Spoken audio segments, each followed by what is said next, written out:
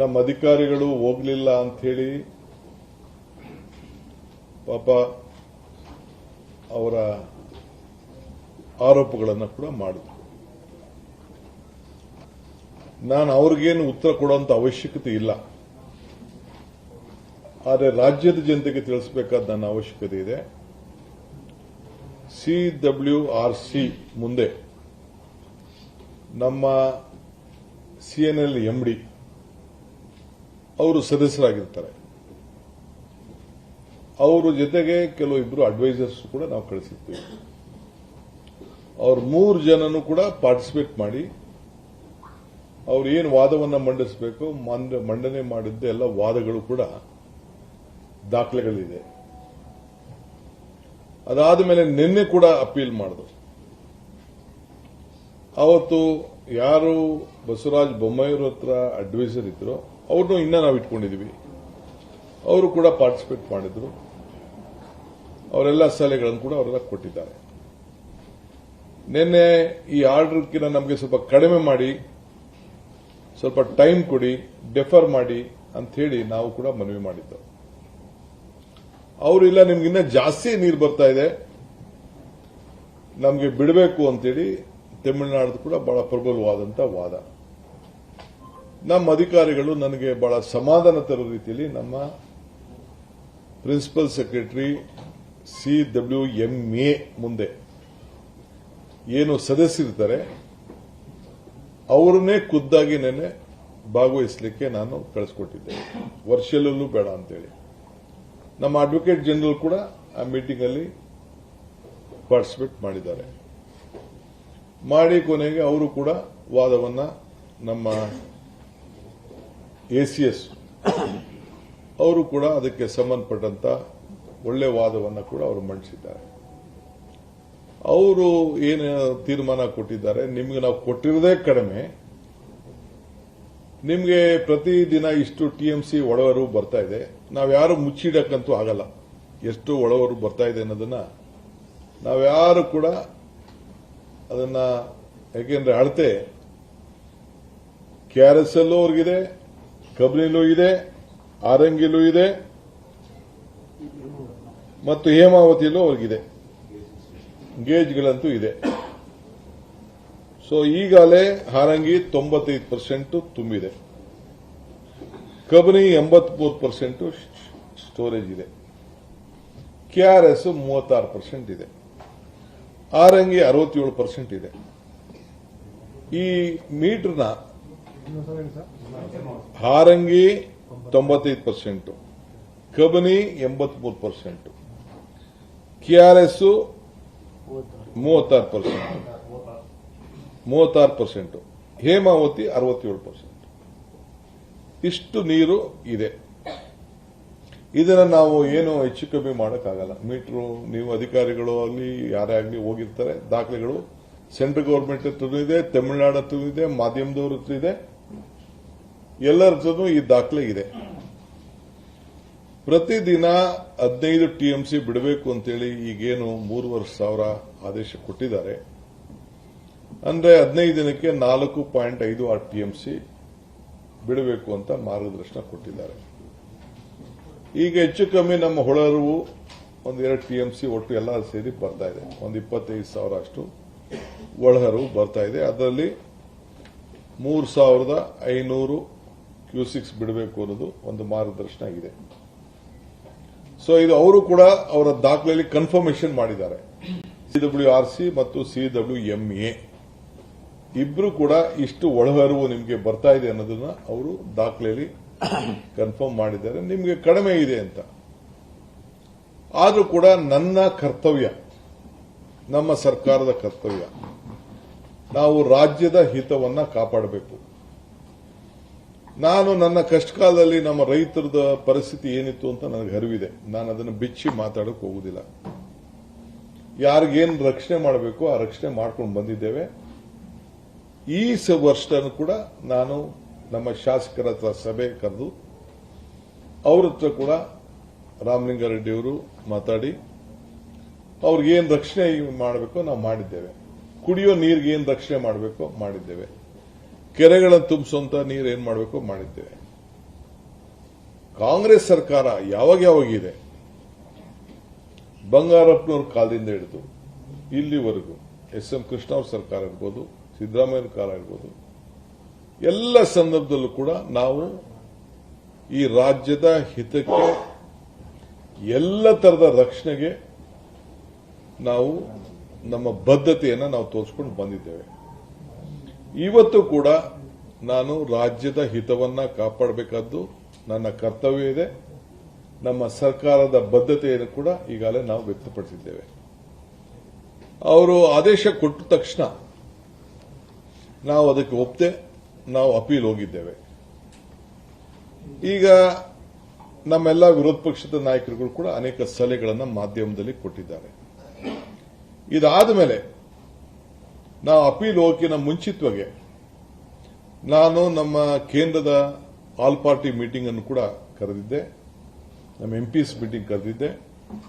ದೆಹಲಿಯಲ್ಲಿ ಎಲ್ಲ ಎಂಪಿಸ್ ಬಹಳ ಗೌರವದಿಂದ ಬಂದು ಈ ರಾಜ್ಯದ ನೀರಿನ ಸಮಸ್ಯೆ ಬಂದಾಗ, ನೆಲದ ಸಮಸ್ಯೆ ಬಂದಾಗ, ಯಾವುದೇ ರಾಜಕಾರಣ ಇರಲಿ ನಾವೆಲ್ಲ ಒಟ್ಟಿಗೆ ಕೆಲಸ ಮಾಡೋಣ ಅಂತ ಹೇಳಿ ನಮ್ಮ ಸೆಂಟ್ರಲ್ ಮಿನಿಸ್ಟರ್ಸ್ 3 ಜನ ಬಂದಿದ್ರು. ಒಟ್ಟು 36 ಜನ ಪಾರ್ಲಿಮೆಂಟ್ ಮೆಂಬರ್ಸ್ ಪಾರ್ಟಿಸಿಪೇಟ್ ಮಾಡಿದ್ರು. ನಾನು, ಡಾಕ್ಟರ್ ಪರಮೇಶ್ವರ್ ಅವರು ಮತ್ತು 6 ಜನ ಮಿನಿಸ್ಟರ್ಸ್, ಒಟ್ಟು 8 ಜನ ನಾವು ಹೋಗಿ ಪಾರ್ಟಿಸಿಪೇಟ್ ನಾವು ನಮ್ಮ ಆಹ್ವಾನಕ್ಕೆ ಬಂದಿದ್ರು. ಅದಕ್ಕಿಂತ ಮುಂಚಿತವಾಗಿ ನಾನು ಪ್ರಹ್ಲಾದ್ ಜೋಶಿ ಅವರ ಹತ್ರ ಕೆಲವು ಎಲ್ಲ ಸಂಸತ್ ಸದಸ್ಯರೆಲ್ಲ ಕೂಡ ನಾನು ಮಾತಾಡಿದ್ದೆ. ಅವರು ಕೂಡ ಬಂದಿದ್ರು. ಇದನ್ನು ಅಪೀಲ್ ಮಾಡೋಕ್ಕಿಂತ ಮುಂಚಿತವಾಗಿ ಅಪೀಲ್ ಕಾಪಿನೂ ಕೂಡ ನಾನು ಪ್ರಹ್ಲಾದ್ ಜೋಶಿ ಮತ್ತು ಸೋಮಣ್ಣವ್ರಿಗೆ, ಶೋಭಾಕ್ಕಂಗೆ ಎಲ್ಲರೂ ಕೂಡ ನಾನು ಕಳಿಸ್ಕೊಟ್ಟಿದ್ದೆ. ಅವರು ಕೂಡ ಅವರ ಪ್ರಯತ್ನವನ್ನ ಅವರು ಮಾಡಿದ್ದಾರೆ. ಬಹಳ ಪ್ರಾಮಾಣಿಕವಾಗಿ ಎಂಪಿಎಸ್ ಹತ್ರ ನಮ್ಮ ಹತ್ರ ಎಲ್ಲ ದಾಖಲೆಗಳನ್ನ ಮಾಹಿತಿ ಎಲ್ಲ ಪಡ್ಕೊಂಡು ಅವರು ಕೂಡ ಸೆಂಟ್ರಲ್ ಮಿನಿಸ್ಟರ್ ಮೇಲೆ ಏನು ಒತ್ತಡ ತರಬೇಕು ತಂದಿದ್ದಾರೆ. ಆದರೆ CWMA ನಿನ್ನೆ ಇಲ್ಲದೆ ನಿಮಗೆ ಕೊಟ್ಟಿರೋದು ನಾವು ಇದನ್ನು ನಾವು ಹಿಂತೆಗೆದುಕೊಳ್ಳೋಕ್ಕಾಗೋದಿಲ್ಲ, ನೀವು ಇದನ್ನು ಇಂಪ್ಲಿಮೆಂಟ್ ಮಾಡಬೇಕು ಅಂತ ಹೇಳಿದ್ದಾರೆ. ಇವತ್ತು ಇನ್ಫ್ಲೋ ಸ್ವಲ್ಪ ನಮಗೆ ಒಳ್ಳೆಯ ವಾತಾವರಣ ಕಾಣ್ತಾ ಇದೆ. 2-3 ದಿನದಿಂದ ನಮಗೆ ವಾತಾವರಣ ಕಾಣ್ತಾ ಇದೆ. ಸೊ ಇದು ತಮಿಳುನಾಡವರು 9.94 TMC ಡಿಸ್ಟ್ರೆಸ್ ಫಾರ್ಮುಲಾಲಿ ಬಿಡಬೇಕು ಅಂತೇಳಿ ಅವ್ರದ್ದು ಮನವಿ ನಮ್ಮ ಕೇಂದ್ರ ಮಂಡಳಿ ಮೇಲೆ ಇತ್ತು. ಸೊ ಅದರ ಪ್ರಕಾರ 4.25 TMC ಅಂದ್ರೆ ಡಬಲ್ ಕೇಳಿದ್ರು.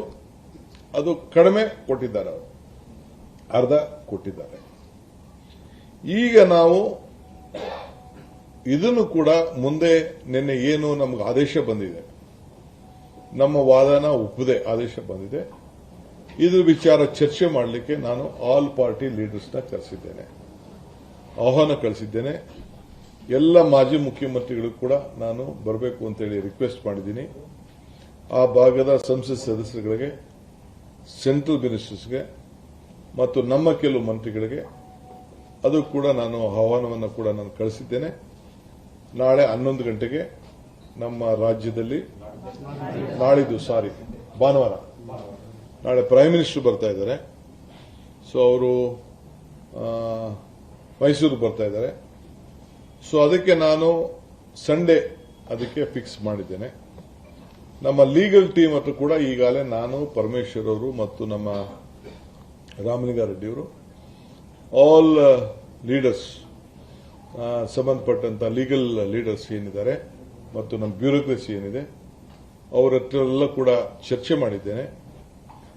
ಆಮೇಲೆ ಮಾಡಿಬಿಟ್ಟು ಕೊನೆಗೆ ಆಲ್ ಪಾರ್ಟಿ ಮೀಟಿಂಗ್ ಅಲ್ಲಿ ಅವರ ಅಭಿಪ್ರಾಯನ ತಿಳಿಸಿ, ಲೀಗಲ್ ಅವರು ಏನು ಹೇಳ್ತಾರೆ ಅವರ ಅಭಿಪ್ರಾಯನ ಕೂಡ ತೆಗೆದುಕೊಂಡು ಆಮೇಲೆ ಮುಂದಕ್ಕೆ ಏನ್ ಮಾಡಬೇಕು ಅಂತ ತೀರ್ಮಾನ ಮಾಡೋದು ಅನ್ನೋದನ್ನ ನಾವು ತೀರ್ಮಾನವನ್ನು ಮಾಡಿದ್ದೇವೆ. ಯಾಕೆಂದ್ರೆ ನಮಗೆ ಬಿಜೆಪಿಯ ಸೆಂಟ್ರಲ್ ಮಿನಿಸ್ಟರ್ ಕೂಡ ನಮಗೆ ಸಹಕಾರ ಕೊಟ್ಟಿದ್ದಾರೆ, ಆಲ್ ಸೆಂಟ್ರಲ್ ಯೂನಿಯನ್ ಮಿನಿಸ್ಟರ್ಸ್ ಸಹಕಾರ ಕೊಟ್ಟಿದ್ದಾರೆ, ಎಂಪಿಸ್ಗಳು ಸಹಕಾರ ಕೊಟ್ಟಿದ್ದಾರೆ.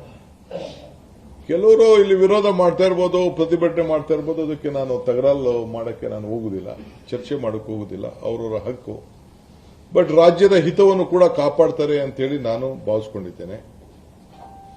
ಈ ಮಧ್ಯದಲ್ಲಿ ನಮ್ಮ ತಮಿಳುನಾಡು ಮುಖ್ಯಮಂತ್ರಿಗಳು ಅವರು ಕೂಡ ಇಲ್ಲಿಗೆ ಬರಬೇಕು ಅಂತೇಳಿ ಅವರು ಇಂಗಿತ ವ್ಯಕ್ತಪಡಿಸಿ ನನಗೆ ಅವರ ಚೀಫ್ ಸೆಕ್ರೆಟರಿ ಅವರು ನಮ್ಮ ಚೀಫ್ ಸೆಕ್ರೆಟರಿ ಅವರಿಗೆ ಪತ್ರವನ್ನು ಬರೆದಿದ್ದಾರೆ.